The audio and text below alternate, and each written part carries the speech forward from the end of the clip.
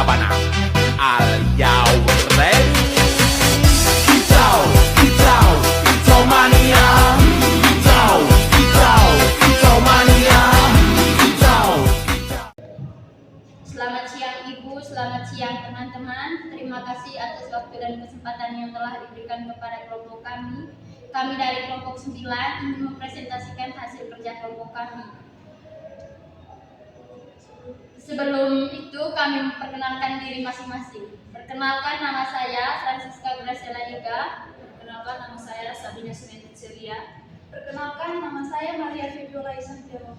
Baik, supaya tidak memperpanjangkan waktu, kami langsung saja kepada pemateri pertama. Oke teman-teman, di sini kami akan menjelaskan teknik dan taktik pembelajaran di SD. Yang dimana teknik dan taktik pembelajaran di SD dibagi menjadi 3, yaitu yang pertama teknik pembelajaran di SD, yang kedua taktik pembelajaran di SD, yang ketiga teknik dan taktik pembelajaran di SD pada kurikulum merdeka. Yang pertama itu teknik pembelajaran di SD, yang dimana definisi dari teknik pembelajaran di SD yaitu cara spesifik yang digunakan guru untuk mengimplementasikan sebuah metode pembelajaran secara operasional di kelas.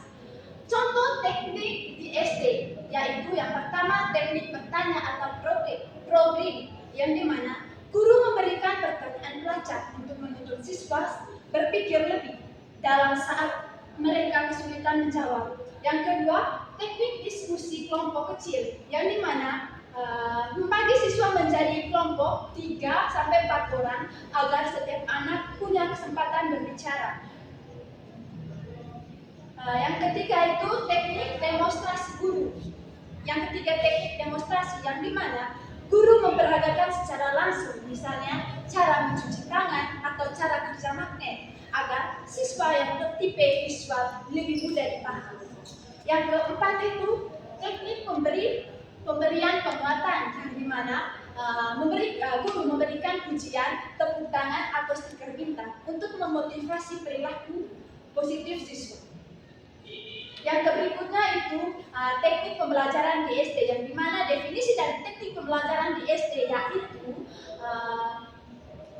taktik adalah gaya individu guru dalam melaksanakan teknik atau metode pembelajaran.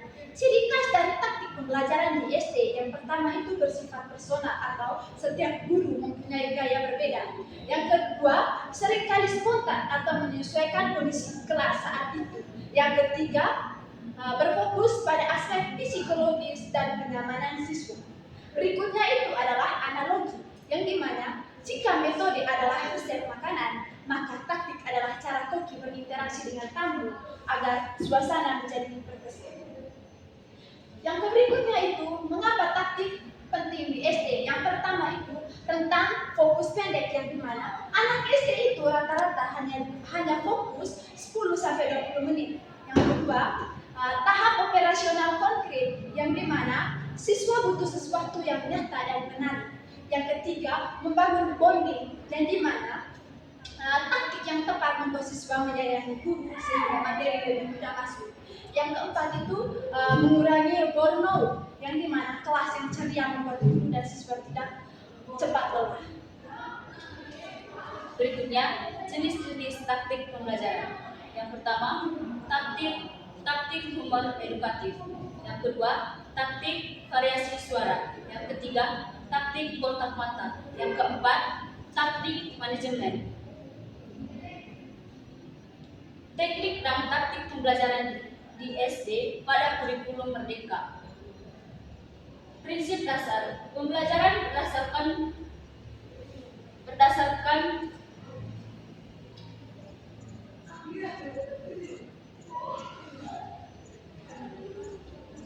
Permendikbud nomor 12 tahun 2024 dan panduan resmi pembelajaran harus memperhatikan yang pertama, berfokus pada peserta didik sesuai tahap pengembangan kebutuhan dan latar belakang yang beragam holistik.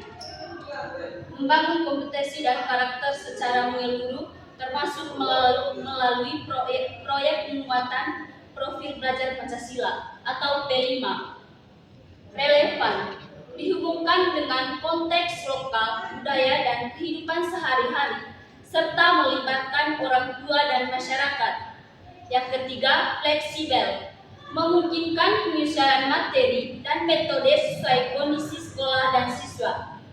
Yang keempat, berorientasi pada masa depan, mengembangkan kemampuan sebagai pembelajar sepanjang hayat.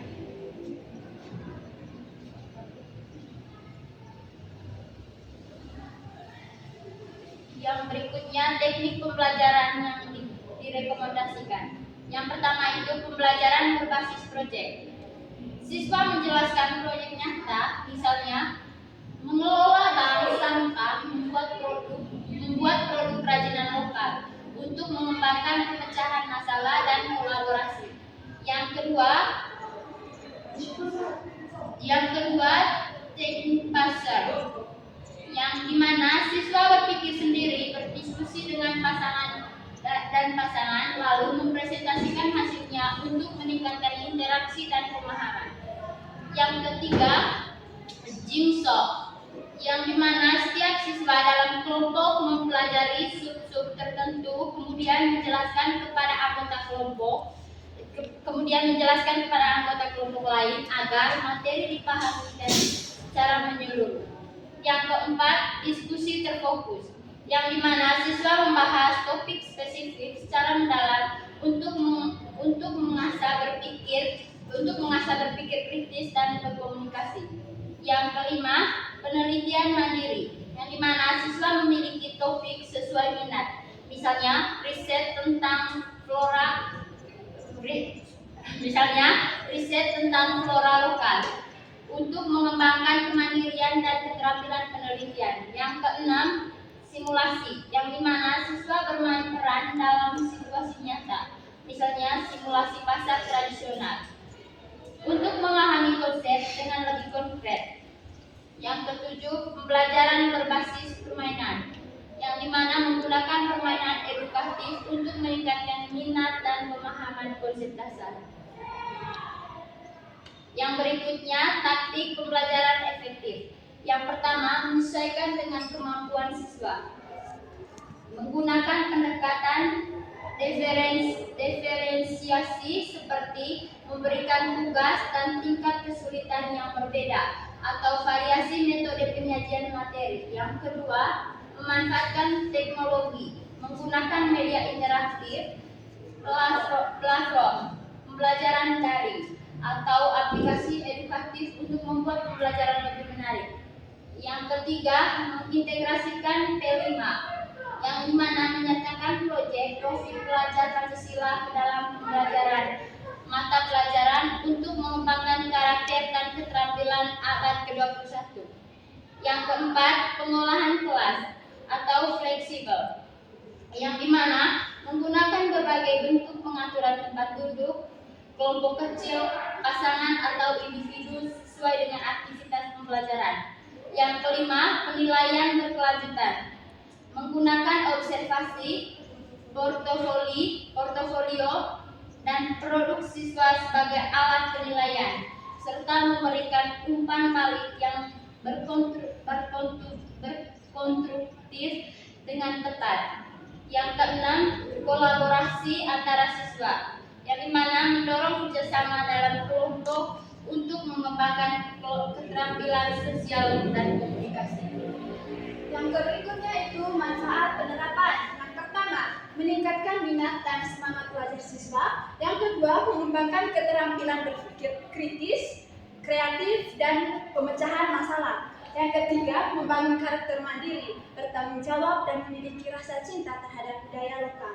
Yang keempat, membuat pembelajaran lebih bermakna dan relevan dalam kehidupan siswa.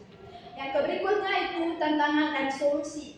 Yang pertama, kesenjangan kompetisi guru, yang dimana solusinya melakukan pelatihan berkelanjutan dan kolaborasi agar guru untuk berbagai pengalaman. Yang kedua itu keterbatasan sarana dan prasarana. Solusinya itu memanfaatkan sumber daya lokal dan media sederhana serta bekerja sama dengan masyarakat untuk mendapatkan dukungan. Yang ketiga itu waktu yang terbatas, yang dimana solusinya yaitu mengatur jadwal yang efektif dan fokus pada muatan esensial agar pembelajaran mendalam dapat tercapai. Oke teman-teman, kesimpulan dari materi yang kami bawa yaitu keberhasilan pembelajaran di SD bergantung pada kombinasi pemilihan teknik yang tepat dan terkesan menggunakan taktik yang disesuaikan konteks. Di kurikulum Merdeka, kedua hal ini menjadi kunci agar pembelajaran tidak hanya berfokus pada pengetahuan, tetapi juga pengembangan kemampuan dan karakter siswa. Oke, baik, terima kasih. Sekian dari presentasi kami ucapkan terima kasih.